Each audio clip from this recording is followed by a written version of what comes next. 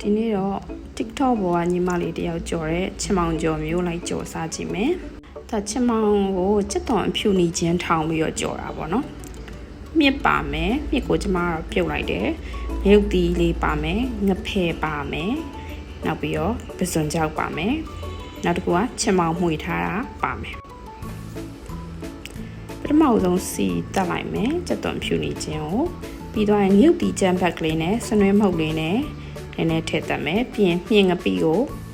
ကြည်သွားအောင်စီတက်မယ်စီ66လေးတက်မှာပေါ့နော်စီကိုတေချာနာလေးတက်မြင်ငပိလေးတွေကြည်သွားတဲ့အထိကိုစီတက်ပြီးတော့ထားမယ်ပြီးသွားရင်မြစ်ကိုကြက်သွားအောင်ထပ်ပြီးတော့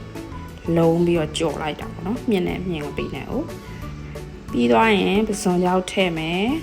ပြီးသွားရင်ငဖယ်လေးတွေကိုညှက်ပြီးတော့ထည့်လိုက်တယ်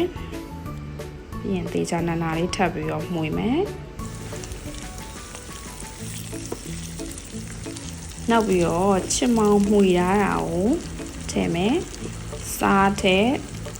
အချိုးမှုန့်နည်းနည်းထည့်မယ်